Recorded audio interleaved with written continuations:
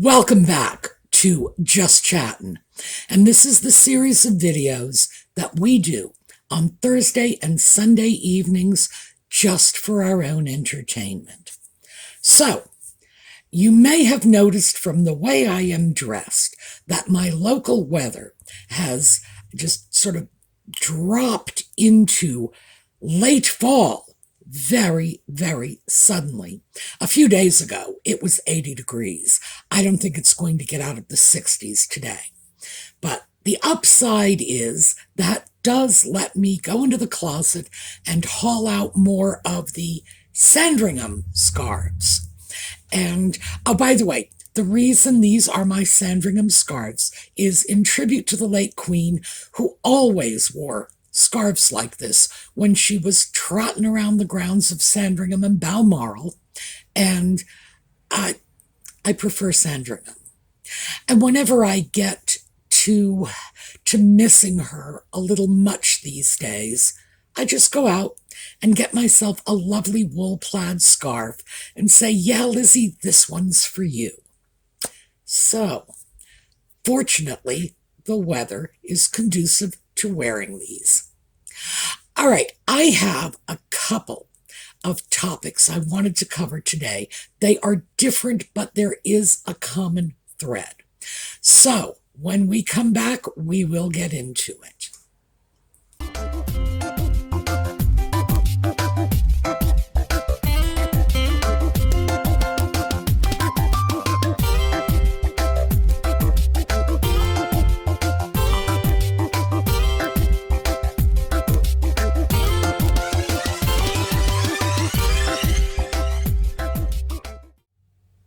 So let's start with the alleged royal competition.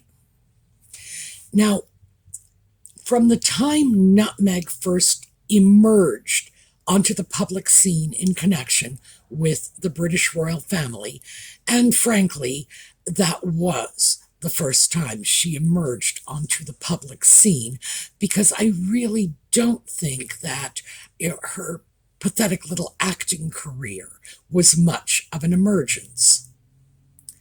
From that point onward, people were saying, oh, competition. Look, Nutmeg and Sock Puppet, William and Catherine. And they were trying to play them off against each other.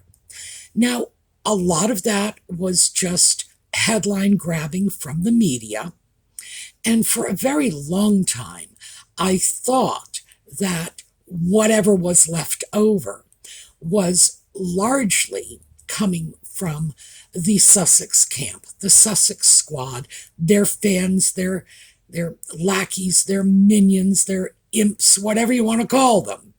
I prefer to think of them as their paid cheerleading squad, because there are many YouTubers who have produced compelling evidence to indicate that these people are actually being paid to trash the royal family, but be that as it may, it seemed that they were the ones responsible for the constant conflict and competition scenarios.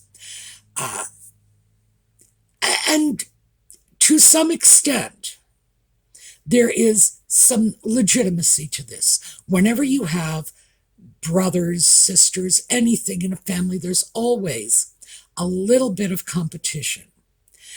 But this had sort of blown into something bigger, like putting out the notion that Nutmeg and the Sock Puppet were competing with William and Catherine, which, let's face it, is an impossibility. The Sock Puppet is far enough down in the line of succession at this point, not as far down as I would like to see him, but far enough down so that I would think anyone saying, oh, well, he could take the throne eventually instead of William, is just bonkers. You know, we're not talking the days of Richard III, when he can just kidnap his nephews and his little niece and smuggle them off to a tower somewhere and say, no, I'm king. No, can't happen. So can there be any real competition? No, of course not.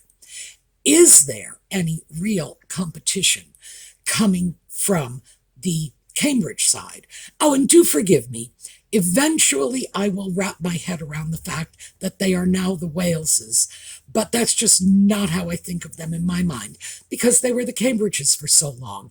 And frankly, a lot of that goes to the fact that I think of their children as the little Cambridge children. So, as I say, just bear with me on this one. Is any of this coming from their end? No. Why should it? Their positions are secure. What could come along to somehow stand between them and the ordinary line of succession? This is the 21st century. We are not going to see, we're not going to see a revolution. So, the idea of a competition can only exist in the realm of the media, the minds of the public, but not in reality. So it should be no wonder that the Cambridges, the Waleses, I'll try to get that one right. It should be no surprise that the Waleses are not really buying into this. They are not positioning themselves as being in competition with Nutmeg and the Sock Puppet.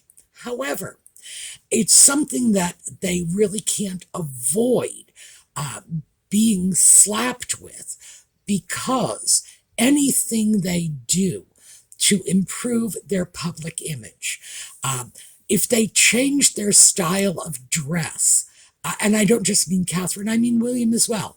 If they change the way they dress in public, if they make any changes at all, change is a good thing. Change is something we all expect from any celebrity or person in the public eye. We do not expect to be looking at the same thing day after day, week after week, year after year. No, we want them to give us fresh stuff, new stuff. But any changes that William and Catherine make invariably end up hitting the papers as, well, they're upping their game because of the people in Montecito. It's like, no. They may be upping their game just for the sake of upping their game, for the sake of the responsibility to the British people that they take very seriously, and that's obvious. It could just be that Catherine felt like wearing a different color today. It could be that William decided he really didn't want to wear that suit jacket. Still, when it hits the media, we hear it as competition. So for a long, long time, I blamed most of this on the Sussex squad, not to put too fine a point on it. The fans of Nutmeg and the Sock Puppet, and frankly, just calling them their fans is probably a lot kinder than I really ought to be. But they were constantly feeding this almost non-existent fire. And over time, of course, we all saw the attention grabs that Nutmeg and the Sock Puppet would pull. Anytime the royal family was doing something, they made sure they had to go out and do something else so they could snatch a bit of the limelight. Mostly because if there is a front page somewhere, Nutmeg believes that it is her God-given destiny to have her face on that front page. So if somebody else's face is there, she's not happy. We've seen this. We see this again and again. But I guess the question is there a competition? And I have to say, no, you need two people to compete, and I don't believe William and Catherine are competing. When is the media eventually going to glom onto this? I do not know. I know they are not on this now. At this point, they are seeing nothing but, The Ollie Frazier fight, frankly. I don't know. That was a good one. All right. Yes, the Ollie Frazier fight. And banking on who's going to win, who's going to come out on top. So the reason this has suddenly become newsworthy is because William and Catherine are planning to launch their new mental health initiative. And by the way, William and Catherine are launching new initiatives all the freaking time. Many of them are very successful. Most of them have a great deal of widespread support. So this is not new news for them. So they're launching their mental health initiative in Birmingham, and that's Birmingham in the UK, not the one in Alabama, on October 10th, and that's day after tomorrow here in the US. For those of you in the UK, it's tomorrow. So, oh, and Australia too. I think it's tomorrow for you. I'm not sure. The time zone in Australia always baffles me, and I'm never sure if you are like 18 hours ahead or 18 hours behind. I never get that one. I'm always wrong. So, I don't even know why I bother. Like I say, I'm always wrong. So they are going to be in Birmingham on the 10th.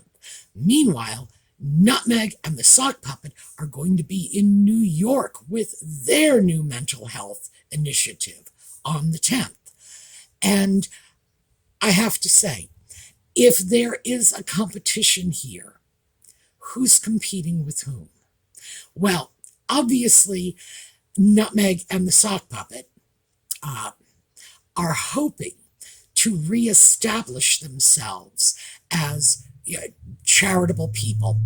We want to be internationally recognized philanthropists. Well, they were saying that when they left the UK almost 4 years ago.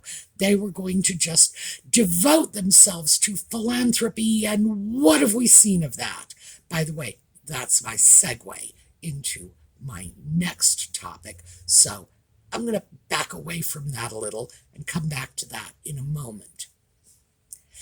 If we start looking at where the competition is coming from, obviously it is Nutmeg and the Sock Puppet. William and Catherine's schedules, as all the royal family schedules, are usually booked out a good 6 months in advance. Nutmeg and the Sock Puppet can't do anything like on 6 minutes notice. We saw that. We saw that with Spotify. We saw how long it took them to churn out the Netflix documentary. We saw how long it took them to churn out that Heart of Invictus series. Timing is not their forte. It really isn't. So if we have to ask ourselves which initiative was put in place first, oh well, it's easy. William and Catherine are talking about their own initiative. Nutmeg and the Sock Puppet are swanning into New York City and appearing at an initiative of another organization. Now, I'm going to look this up because I want to make sure I get this right. Project Healthy Minds, that's what it's called. And this has been around for a while. It's not a known charity because, it's not Meghan the Sock Puppet. And there are very few known charities that would sit still and allow their charitable event to be hijacked the way this one is being hijacked right out from under Project Healthy Minds because it's being promoted as Archie Wells' initiative. So, who knows? Maybe the organization feels that that will bring publicity and money, donations, etc., to their door, in which case I don't criticize them for making a decision that they may well have made for the good of their charity if they feel it will open doors for them. Fine, okay. I would suggest they may be miscalculating on that score, but again, we'll see. Time will tell. So apparently Nutmeg and the Sock Puppet simply wandered in to New York City to hijack someone else's event, because this is what they do, and they have been doing it for a long time. Was it intentional that they scheduled to do this on the same day that Catherine and William will be launching their initiative in Birmingham? Well, I think their track record in this score speaks for itself. Sure, of course it was intentional. What are they hoping for? Obviously, and this is no offense to the good people of Birmingham. I have never been to Birmingham in the UK. I've been to Birmingham, Alabama, though. But no offense to the good people of Birmingham. But New York City is the glitz capital of the world. Well, actually, Las Vegas is the glitz capital of the world. New York City is a close second. The very staging of an event in New York City is probably going to guarantee more of a glitz factor. It just is. Remember, this is where Broadway is. Everything in New York is choreographed. So, are Nutmeg and the Sock Puppet hoping to upstage William and Catherine? Are they hoping they will go out there and star in a well-produced, Broadway-worthy charity event? Well, yes, of course. Of course they are. Is it likely that that's what will happen? That's the next question. And here's the problem. Yeah, it is. It is very likely that whatever is going on in New York City is going to be more glitzy and more showy and more newsworthy than whatever is going on in Birmingham, England. And again, no offense to the fine people of Birmingham. It's just that who can compete with the Big Apple? Well, other than Las Vegas. The thing is that it is very likely to be the bigger showstopper, to be the more newsworthy event. Is that fair to William and Catherine and their event? No, of course not. Will this be simply because Nutmeg and the Sock Puppet have shown up? No, of course not. But it is going to bring press to the event. So I think what we are going to see is Nutmeg and the Sock Puppet making their first concerted effort to compete with William and Catherine head-to-head, so to speak. And of course, since it's Nutmeg, she's going to make sure the deck is stacked in her favor. She's going to make sure that her entry into the contest is taking place in New York and not, Topeka, Kansas, for example. And again, no offense to the good people of Topeka. I am not trying to diss your town, but again, New York, who can compete with New York? So, do I think this is an intentional effort to sabotage William and Catherine by making them appear somehow duller, dowdier? Sure, of course I do. And to be honest, I don't really think that's even up for debate.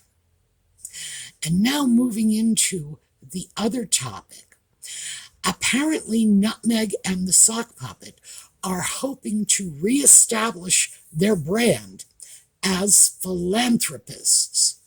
Now, that's going to be the smaller topic, mostly because it's borderline comedy relief. They have been out of the UK for almost 4 years, as I said earlier.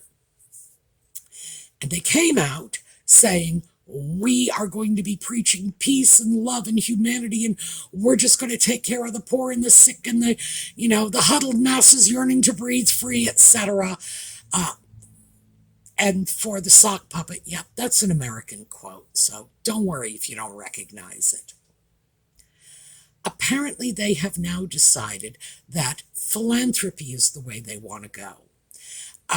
And by the way, spoiler alert, this isn't going to work out any better than any of the other of their dilettantish forays into public recognition, because that's what Nutmeg is. She is a dilettante. She gets into something, a snatch, for a few moments, and then like a firefly, her attention is gone and she's on to the next one. When things don't work out for her immediately, she moves on to something else.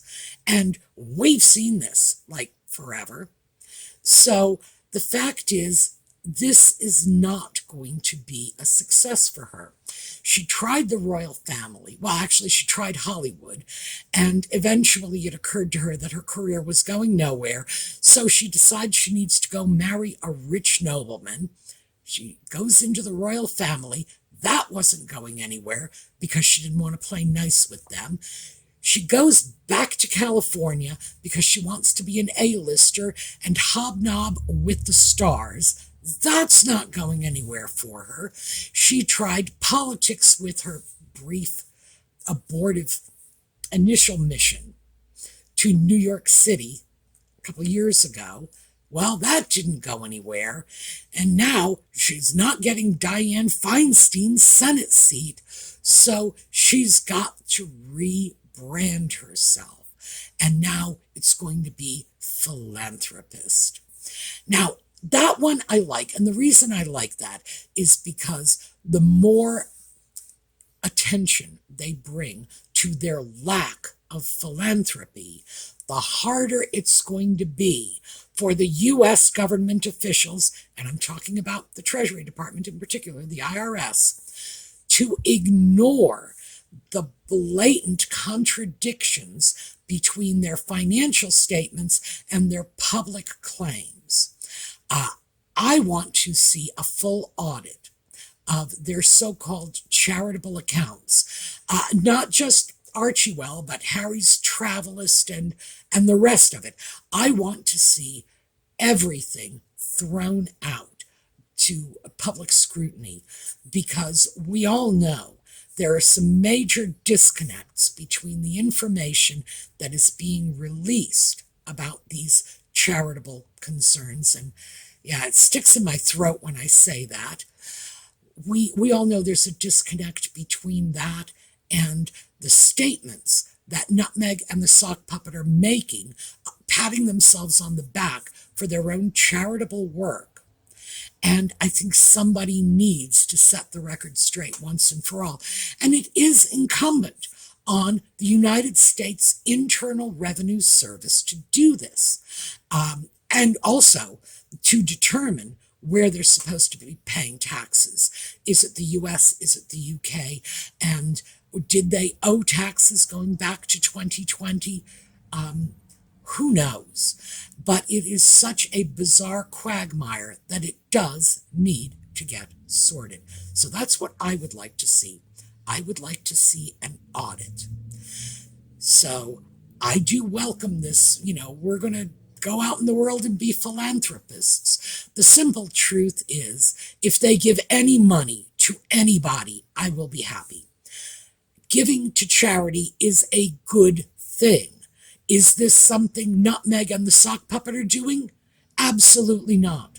I would love to see their personal tax returns. I would love to see how much of their own personal income is going to charity, because I would strongly suspect that not only are they not giving any money, but they are receiving compensation from Archewell and Travelist and any of the other little quasi-charitable concerns they're involved with. And I would love to see them called out on that. But, again, if any money flows from them to people in need, well, that's a good thing, and I won't argue. So, that's what I have for you today. The competition moving into charity. Let's see if it works. Oh, and by the way, quick prediction. I think that no matter what Nutmeg and the Sock Puppet do on Tuesday, no matter how glitzy it is, no matter how much media coverage they get, when we look back a year from now and see how much good this might have done that Project Healthy Minds charity, I think we and the charity will be feeling very disappointed. So that's what I have for you today. We're going to take a look at a slideshow on the way out. We will be back Thursday, because that's when the next video is scheduled. However, I am hoping to put together a shorter video, and it'll come out when it comes out, describing where our charitable giving has gone for the last couple of months, because I've decided against doing that in our goodness, where's my mind? Thursday and Sunday videos, simply because I think this is something that it deserves its own bit of attention. All right, we're going to take a look at a slideshow on our way out, and I will see you next time. Meanwhile, have a terrific day.